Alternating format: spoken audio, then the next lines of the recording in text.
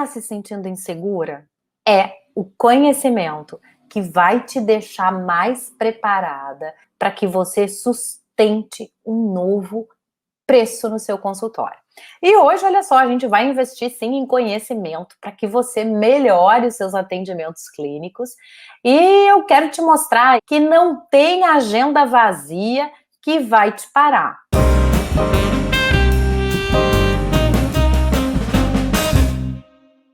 Olá, seja muito bem-vinda ao Consultório no Divã, um programa para psicóloga que quer ganhar mais, trabalhar menos, com atendimentos de extrema qualidade.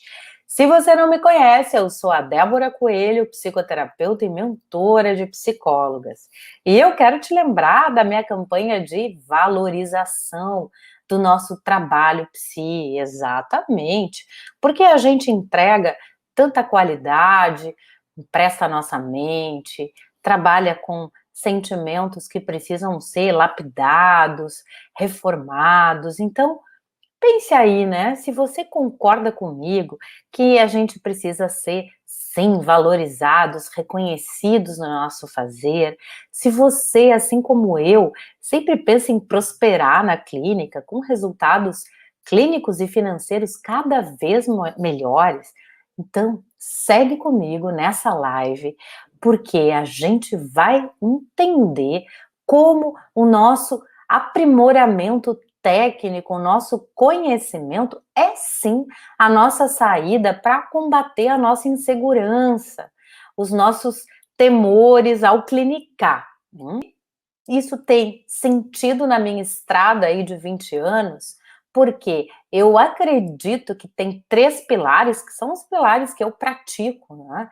Do atendimento de extrema qualidade, pautado aí numa técnica de interpretação dos sonhos, que refina muito o meu fazer clínico, e que a precificação, ela entra como esse campo de cuidado, cuidado comigo, cuidado com o trabalho com que eu entrego.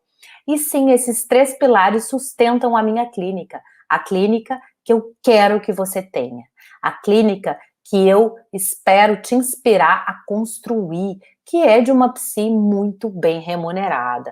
E eu vou te dizer, eu insisto no bem remunerada, porque eu estou colocando luz no nosso fazer psi, eu estou destacando aí todo o nosso estudo, o nosso empenho em promover mais saúde e, claro, cuidado para as pessoas com as quais a gente trabalha, né? E tudo isso que a gente faz tem que ser valorizado com um valor justo, esse que você tem aí dentro do seu coração, né? Só que nunca falou e verbalizou na contratação com o paciente. Tá?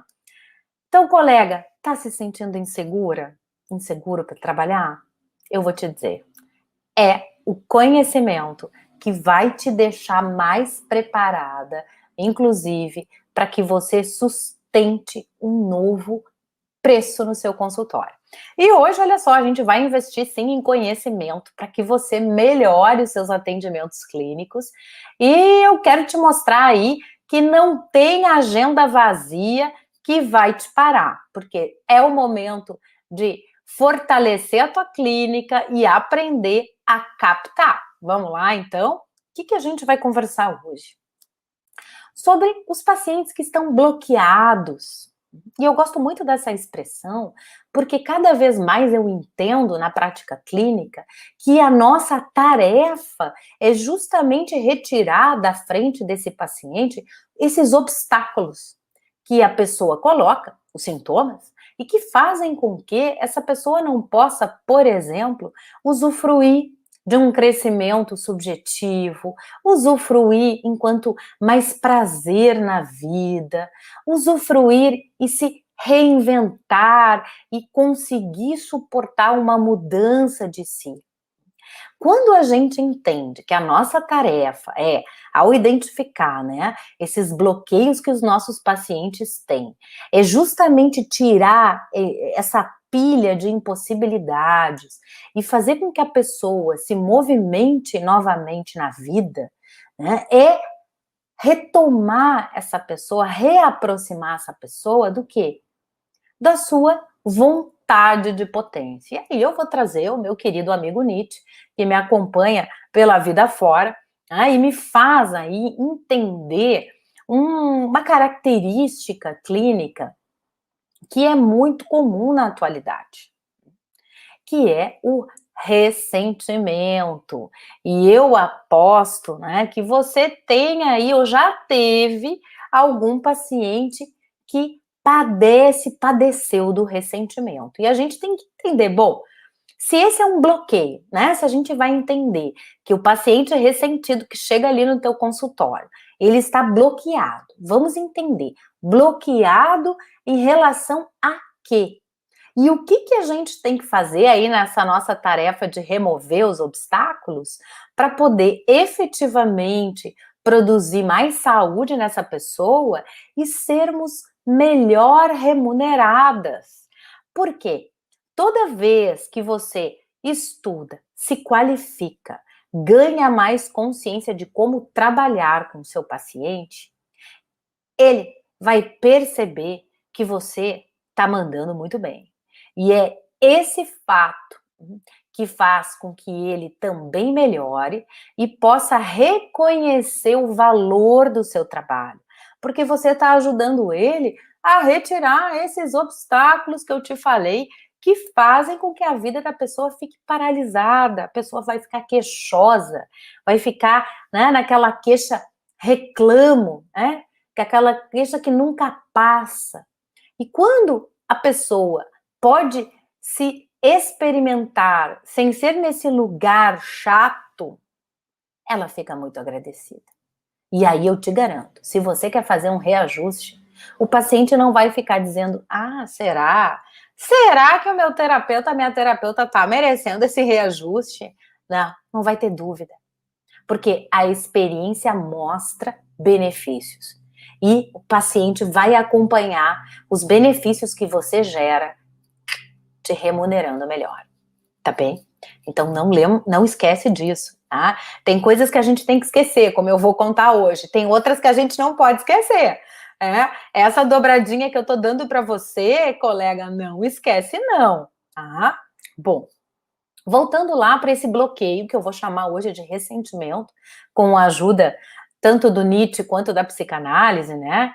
A gente tem que entender aí essa paixão triste que chega nos nossos consultórios, como é alimentada por acusações contra alguém ou contra o mundo todo, né? É aquele paciente que diz assim, eu sofro e alguém é culpado por isso. É assim que o Nietzsche, por exemplo, resume a lógica do ressentido, seu apego ao mesmo. Né? A ideia do ressentimento para o Nietzsche veio com muita clareza quando ele lia Dostoiévski. Né? Vamos lembrar aí que o amigo Nietzsche se colocou como o primeiro psicólogo. E o Freud, em Carta ao Fliss, também reconhece que o filósofo tem ali, né, um pezinho na psicanálise que o faz, né, faz Freud pensar muitas coisas parecidas, e ele não quer, inclusive, ler mais Nietzsche para também não se contaminar, né? Mas é interessante ver aí esse elo entre Nietzsche e Freud. O ressentido para o Nietzsche é esse ser da má consciência, é esse ser que não consegue digerir o seu passado. O ressentido é o que ressente eternamente, fica preso num campo de vingança e num campo de imaginação e fantasia e esquece de olhar o presente, esquece de olhar o instante. Então, o ressentido é esse ser que sofre de má consciência e sofre da sua memória. O ressentimento, ele traz afetos aí como rancor, como desejo de vingança, raiva, maldade, ciúmes, inveja. Então tem um desejo de vingança que predomina, mas que aí, ó, presta atenção. Esse seu paciente bloqueado, esse seu paciente ressentido, ele não coloca em ato, ele não vai atuar essa vingança. Porque se ele faz isso, o sentimento de vingança vai ser aplacado, aquele ódio vai ser canalizado para um objeto. E o ressentido não quer isso, porque ele está ali, como diria Nietzsche, naquele envenenamento psicológico, em que aquele ódio que deveria ter ido para fora se volta contra a própria pessoa e é engolido, é posto aí para dentro.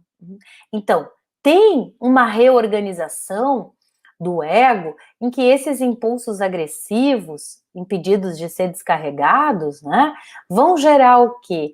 Um eterno ressentir e uma ruminação, em que o pensamento fica ocupado, planejando vingança, né, voltando para aquele ponto no que doeu, e a pessoa fica psiquicamente aprisionada na sua memória, no seu passado.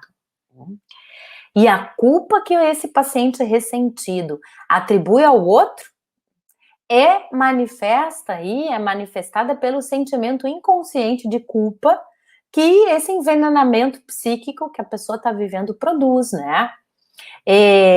Então, o que eu quero te dizer é que para que você possa intervir nesses obstáculos que bloqueiam a vida emocional do seu paciente, você tem que também olhar com lupa e se perguntar: vem cá, esse modo de viver que a pessoa se colocou faz com que ela impeça, né, com que ela fique impedida de viver o presente?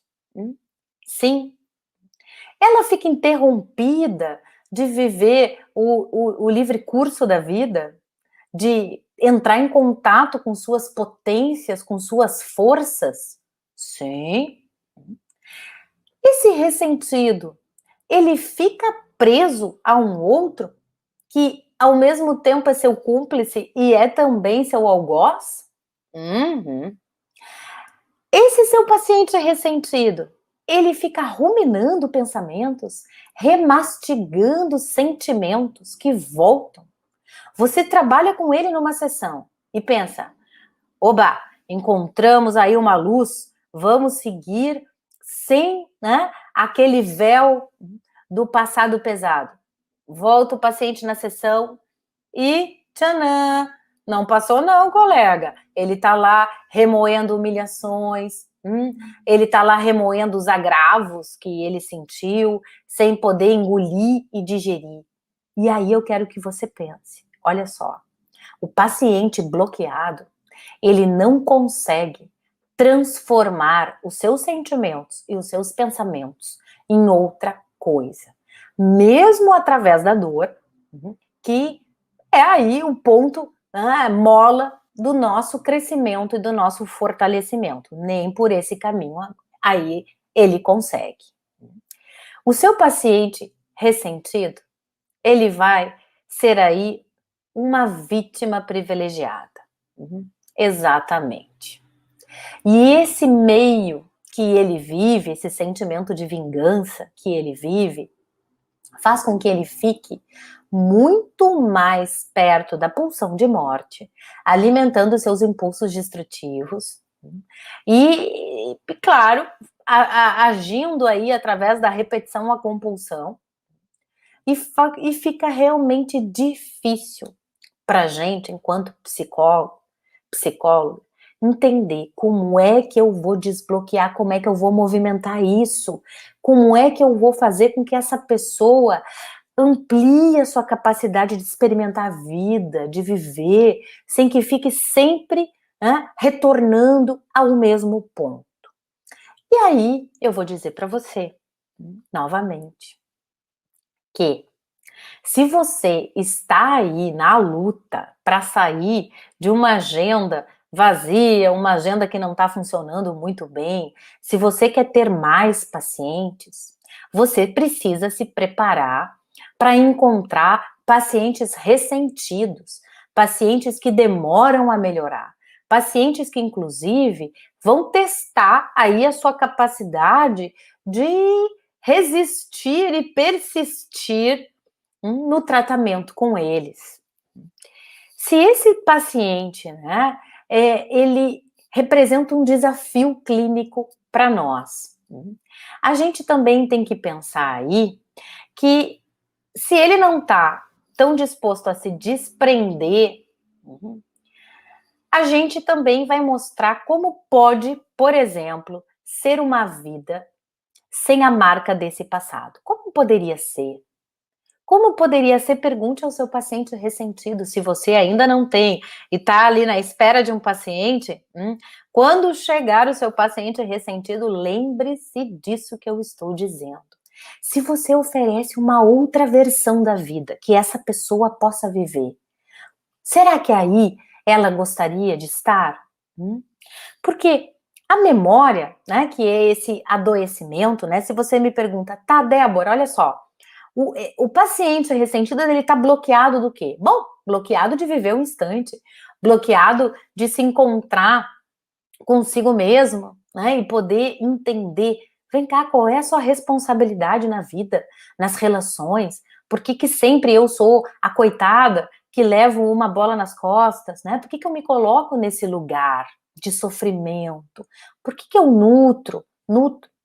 fico nutrindo esse sofrimento? Porque a memória é aí o que bloqueia o seu paciente. O paciente ressentido, ele é um paciente doente de memória. E é claro que aí a gente tem que pensar na psicanálise, né? Por exemplo, pensando aí nas histéricas do Freud, né? Que sofriam do quê? De reminiscências. Para o Nietzsche, o ressentido, ele sofre de uma memória reiterada, de uma impossibilidade de esquecer. Então, sim, para o Nietzsche, a memória vai ser um adoecimento. Tá? Tanto que ele diz, tem uma frase dele que é muito genial, que ele diz assim, que o homem olha o animal e o inveja, porque o animal tem somente um instante. Então, a memória, ela pode ficar aí nos colocando nesse campo de não digerir os efeitos do mundo, da relação com os outros. E aí nós vamos ter o quê? Um sintoma. Porque para o Nietzsche, nós seríamos aí divididos por duas forças. As forças que são ativas, que são forças de produção, que são forças de invenção da vida, e as forças que são reativas, que são forças de manutenção.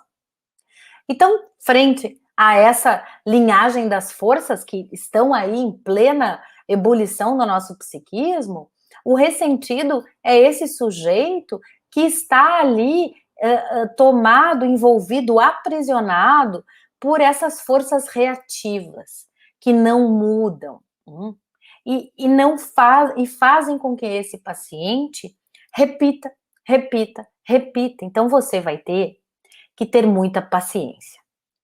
É o paciente que vai pedir de você paciência. Por quê? Ele está vivendo, sabe o que, colega? E aí vamos pegar o conhecimento técnico que faz diferença na hora da gente ter aquele diagnóstico e saber como tratar o nosso paciente, né? O que o ressentido traz em si? Uma porção de gozo, é por isso que ele não quer sair desse lugar, é um gozo masoquista, que vai aí se apresentar pelo retorno dos impulsos agressivos que estão impedidos de serem descarregados. Olha só, vou te contar uma história de uma paciente. Vamos contar aqui a história da Sofia. Vou inventar aqui uma paciente para ti.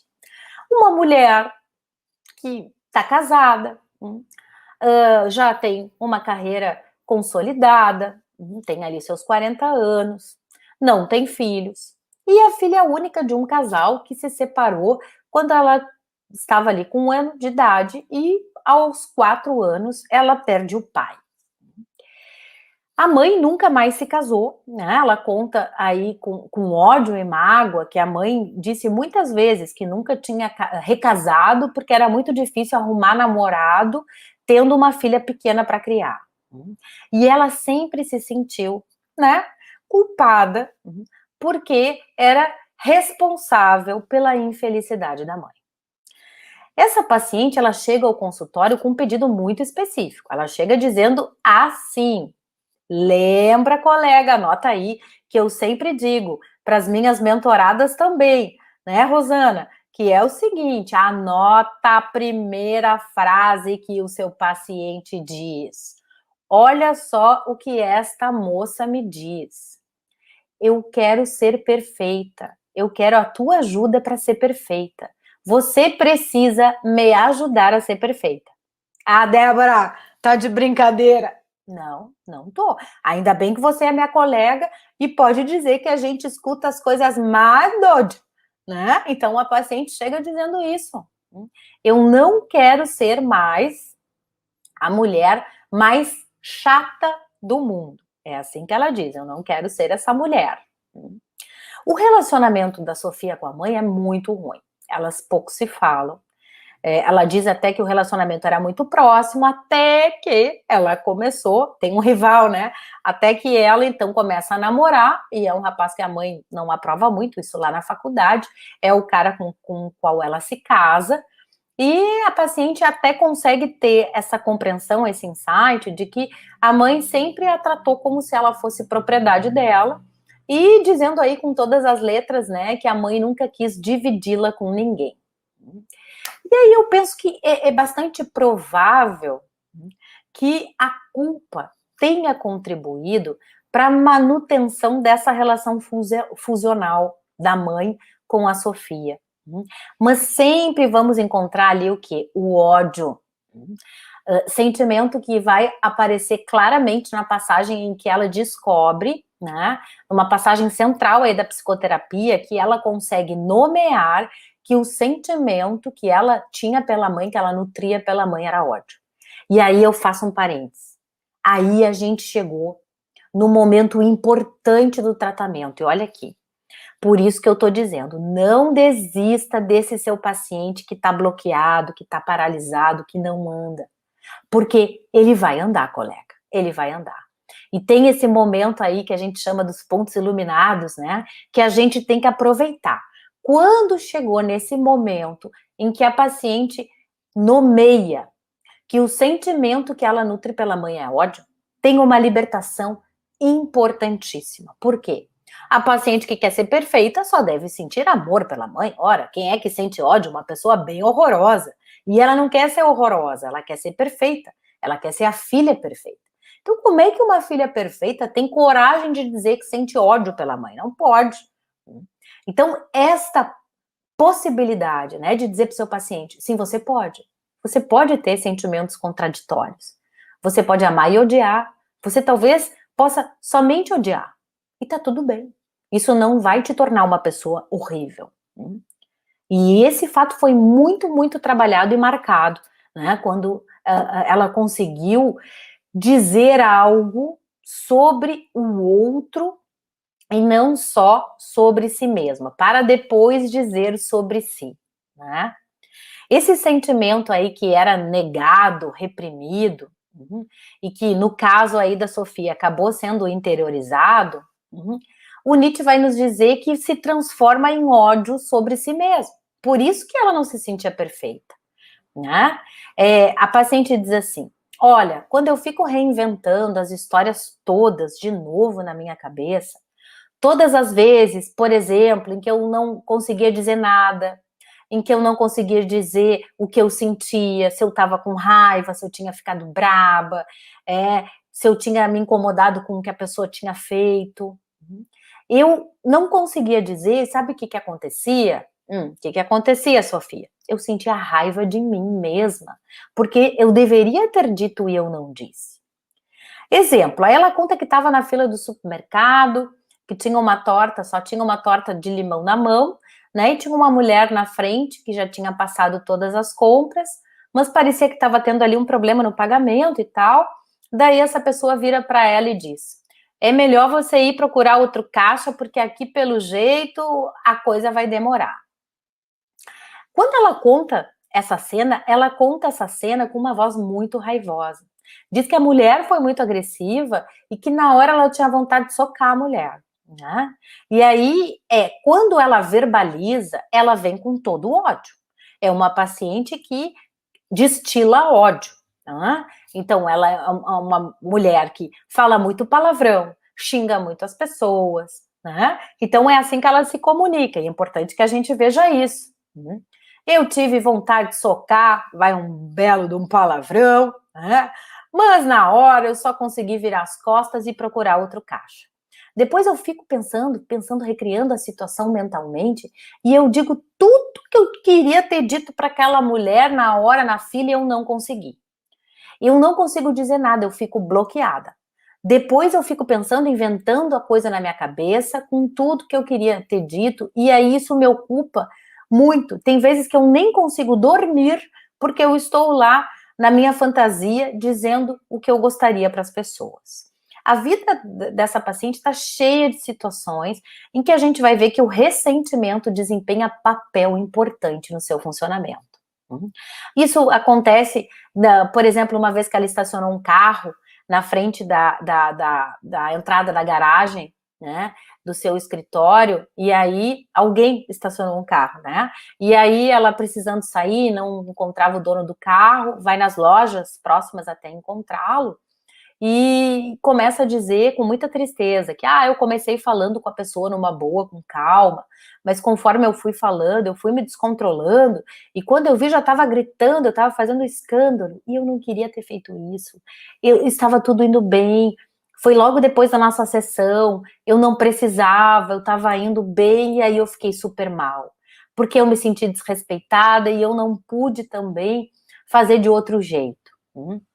Numa outra situação, ela foi em busca de um documento, pegou uma senha para ser atendida, né? Tinha uma fila muito grande. Então, quando ela esperava, ela foi ali buscar um lanche. Quando ela voltou, ela encontrou a porta do lugar onde ela tinha que levar o documento fechada, e o porteiro não quis nem escutar, né, o que ela tinha para dizer, muito menos deixá-la entrar, né? Aí ela se sente injustiçada, vê o comportamento do funcionário como uma agressão para ela, porque ela foi humilhada. E se eu vou na gênese, tá? Vamos lá. Conhecimento técnico aplicado na hora da sessão. Essa vale só para as psi que querem ser muito bem remuneradas, tá? O que tem aí, gurias? O que tem aí? Tem a relação materna, porque com a mãe, as situações que ela vive são sentidas como desrespeitosas ou invasivas, né? Ela tem aí várias queixas de que a mãe, desde a infância, ela queria deixar o cabelo curto, a mãe fazia o cabelo crescer, as roupas que a mãe também dizia que ela não podia usar, mexia na casa quando ela se mudou com o namorado, a chave ficava na portaria, a mãe entrava, trocava cortinas. Frente a todo esse ato invasivo da mãe, que ela não conseguia barrar, que ela não conseguia dizer muito obrigado, não quero, ela foi, ao longo da terapia, entendendo a necessidade de colocar limites, que ela também tem responsabilidade por aquilo que lhe acontece, que esse é o ponto mais difícil para o ressentido, porque a culpa é sempre do outro, a responsabilidade não é minha. E é essa noção que a gente tem que incutir. O que na atualidade ela conseguiu modificar? Várias coisas, mas uma muito simbólica, olha só. Uma cachorrinha, né, que a Sofia tem, que ficava 2 tardes na casa da mãe. Qual era o problema? A cachorra come sua ração e a mãe dava um monte de quitutes para a cachorra. Por mais que ela conversasse, combinasse com a mãe estava ali fazendo essa. Então, a cachorrinha é a representação aí da Sofia em busca de alimento, que permita a ela desabrochar, crescer, ter um lugar seu. Né? Então, a relação com a mãe está baseada nesse ressentimento, esperança, e é a única maneira de não perder essa mãe. Né? E o sentimento da paciente de não ter um espaço para si é justificado, ela se sente culpada pela separação dos pais, depois ela carrega a culpa da mãe nunca mais ter se recasado. Então, a mãe que se ressente do fato de ter uma filha, de estar sozinha, de ter ficado viúva, é uma mãe que também ensinou para ela, né, que o ressentimento é a única maneira de se relacionar com a vida. Ela foi entendendo que esse ressentimento foi herdado da mãe, ou do seu relacionamento talvez com um pai ausente, né? É interessante observar aqui o que une mãe e pai, mãe e filha, e finalmente pai e filha, é o ressentimento. Então, a Sofia se sente culpada pelo abandono da mãe e se ressente pelo pai que a mãe, né, lhe apresenta. Né? Na fantasia da filha, ela tem um pai que não foi muito honesto, porque esse pai teve um caso extraconjugal, que abandonou-as por não gostar delas, por não se importar com elas, e depois ainda vai para o real porque ele morre, né? Um outro fato que foi muito importante na jornada terapêutica foi redescobrir esse pai através de outro olhar que não o da mãe. E aí ela conta que encontrou um primo mais velho que contou coisas sobre o pai que ela nunca imaginou que ele poderia ser um cara legal. E claro, né?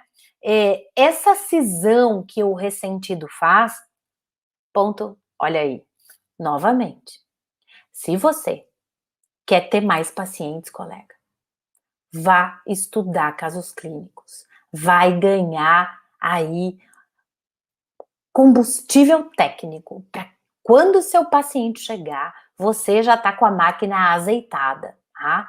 Não deixe de ganhar conhecimento para trabalhar melhor e também, né, te sentir mais segura, porque eu sei que a insegurança te atrapalha na hora de trabalhar e te atrapalha na hora de precificar também. Então, combatendo essa insegurança, a gente tem que olhar para essa paciente e enxergar os danos narcísicos que essa paciente sofreu.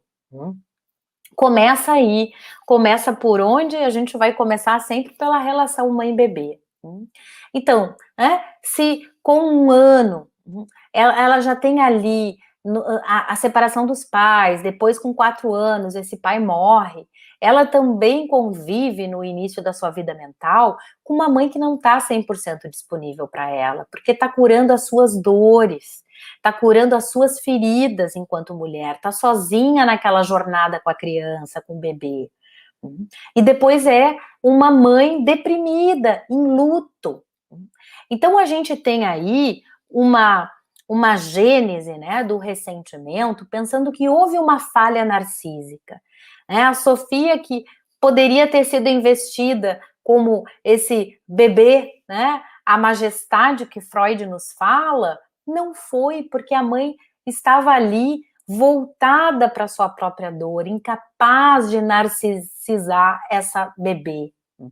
E essa falha, ela vai fazer, né, com que os sentimentos que essa criança, jovem, depois essa mulher nutra, seja essa grande falta, né, na qual ela é responsável pela dor da mãe e ela nunca vai ser amada o suficiente. E, ó, lembra da primeira frase que ela me disse? Qual é? Eu quero ajuda para ser perfeita. Por quê? Você não é perfeita, você não é perfeita, você não é perfeita, grita aos ouvidos dessa paciente. Um outro ponto aí, para que você também possa, né, ganhar muito mais conhecimento, segurança, de desbloquear um próximo paciente que vai te chegar, ou talvez até um caso que você esteja atendendo agora. Entenda que o gozo masoquista faz com que o seu paciente ressentido se apegue ao sofrimento. O que, claro, vai tornar difícil o tratamento, né? Porque a gente fica ali com uma questão bem... que demora bastante, como eu falei, que a gente tem que ter paciência, que é deslocar esse paciente da posição de vítima. E fazer com que ele questione-se sobre o sofrer. Questione-se sobre o que ele produz, o que ela produz. E o Freud, você lembra? O Freud já num grande texto, que é o problema econômico do masoquismo, ele já nos diz que atribuímos a função da consciência ao superego e reconhecemos a consciência da culpa como expressão de uma tensão entre o ego e o superego. O ego vai reagir com sentimentos de ansiedade, né, que é uma ansiedade de consciência, a percepção de que não esteve à altura das exigências feitas por seu ideal ou pelo superego. Então, o que temos aí? Temos um superego que é muito carrasco da Sofia, ela quer ser uma filha perfeita e sofre ao se perceber aquém desse ideal. Sofre porque imagina que tudo aquilo que faz deveria ser perfeito, mas a realidade não é assim, né?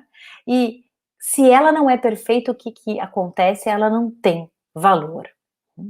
Então, no caso dessa paciente, né, olhar para as falhas narcísicas dela, entender que deveria ter tido uma mãe ali que olhasse para ela, mas foi impossível. E que isto não quer dizer que ela não tenha valor, que ela é desprovida de qualidade porque não foi olhada pela mãe ou pelo pai. Que ela possa aprender a olhar para ela com olhos melhores, reconhecer em si o que tem de valor. E essa é a nossa tarefa.